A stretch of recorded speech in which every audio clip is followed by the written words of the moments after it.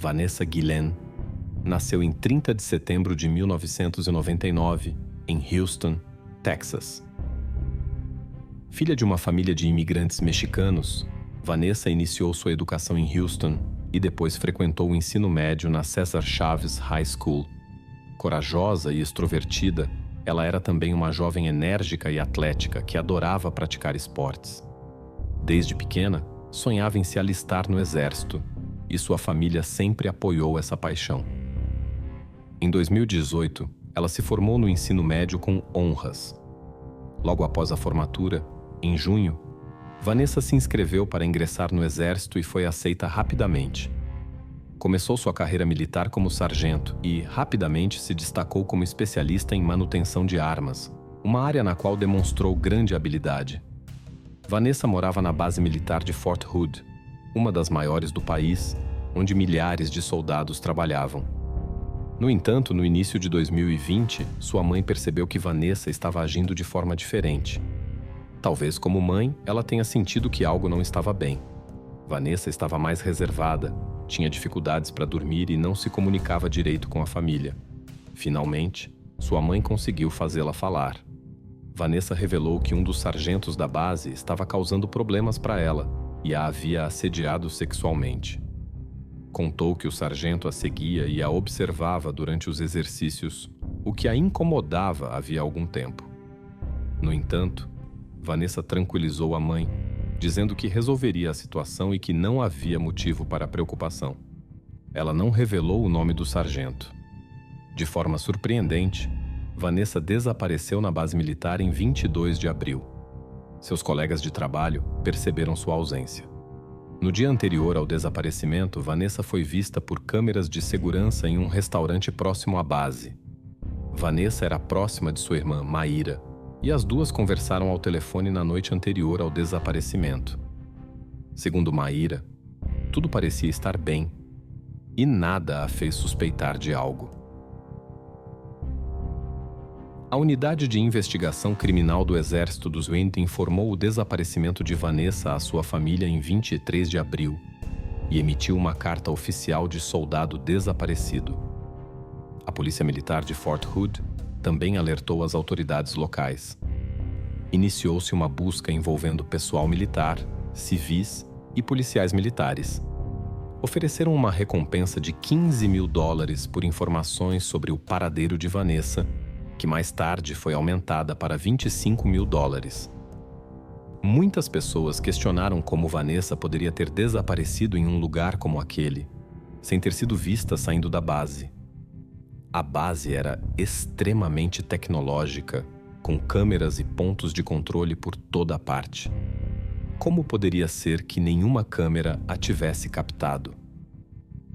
A família de Vanessa se envolveu nas buscas e se esforçou continuamente para que sua voz fosse ouvida.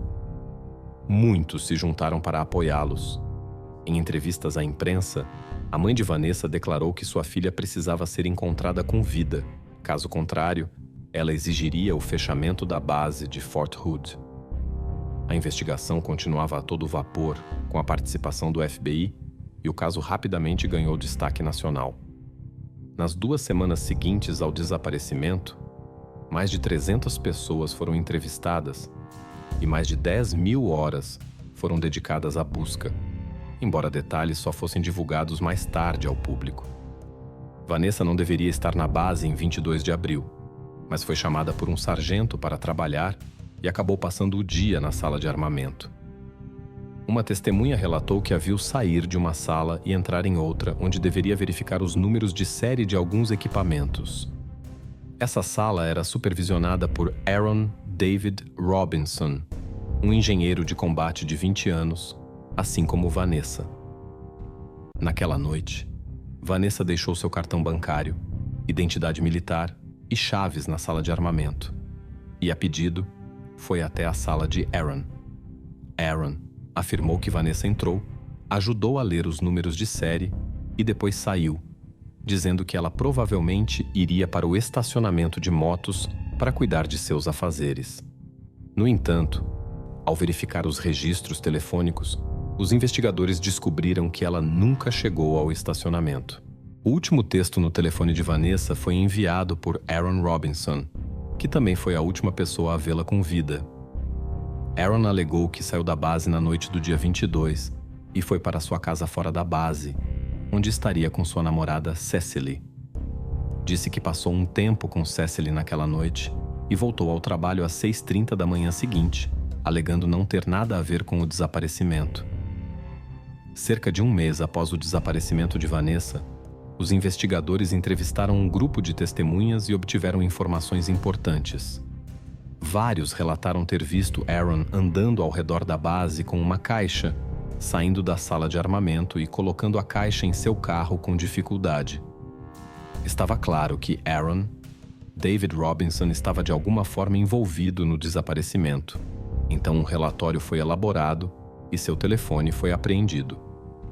Com um programa de extração de dados, os investigadores conseguiram recuperar todas as informações do celular, incluindo mensagens de texto, fotos e históricos de localização. Nos registros viram que Aaron ligou várias vezes para sua namorada na noite do incidente. Isso contradizia seu primeiro depoimento, pois ele havia dito que estava com ela em casa naquela noite. Então, por que ele a ligava se estavam na mesma casa? A polícia conversou com Cecily e perguntou por que Aaron a havia ligado.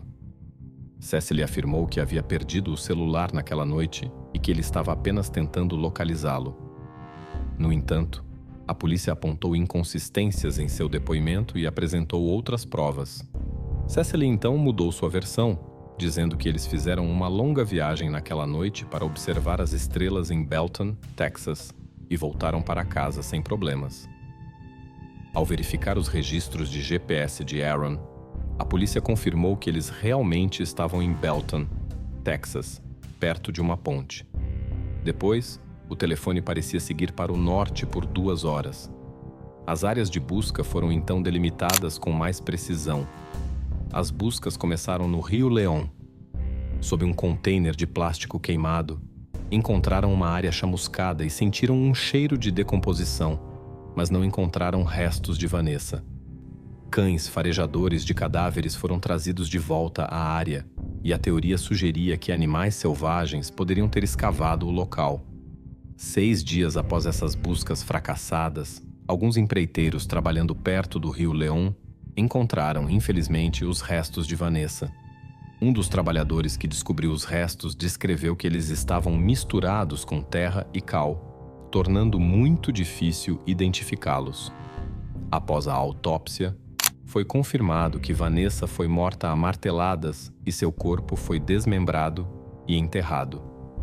Com a descoberta dos restos mortais, os detetives voltaram a procurar Cecily Aguilar e, naquela mesma noite, a encontraram para uma nova conversa.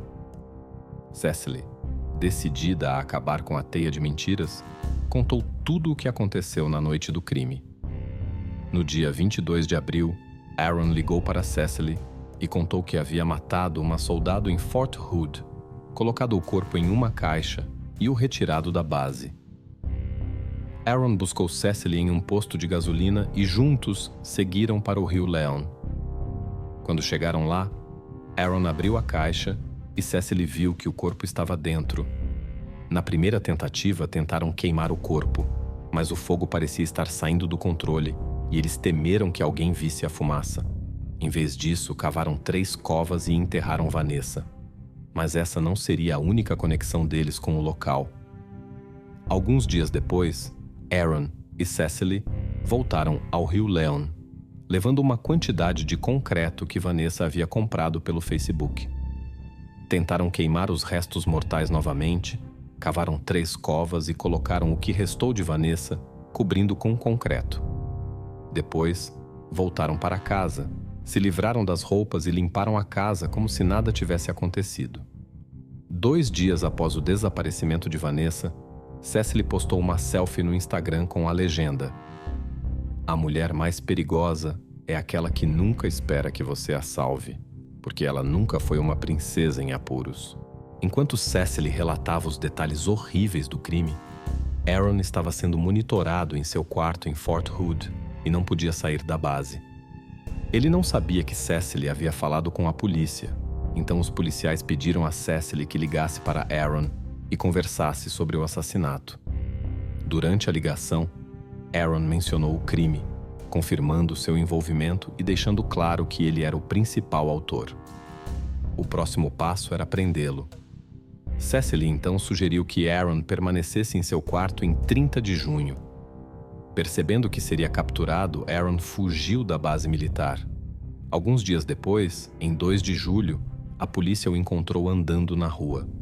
Aaron, no entanto, tinha outros planos. Ao ser abordado pela polícia, ele cometeu suicídio.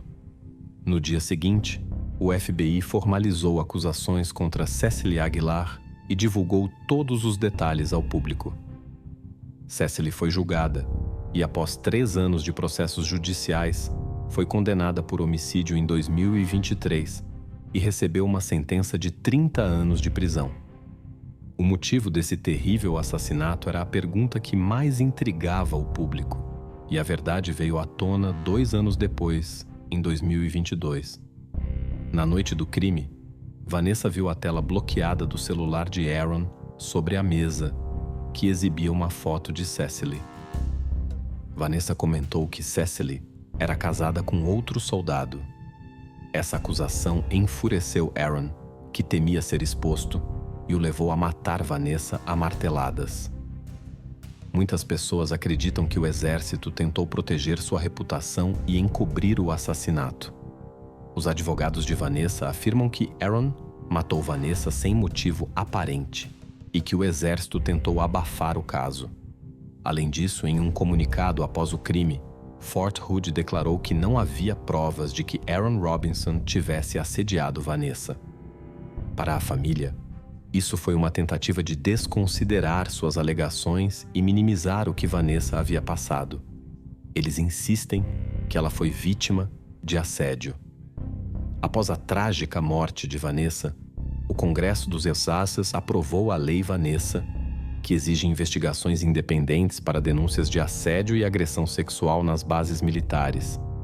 Essa lei visa aumentar a segurança do pessoal militar e garantir que essas denúncias sejam tratadas de maneira mais séria e independente.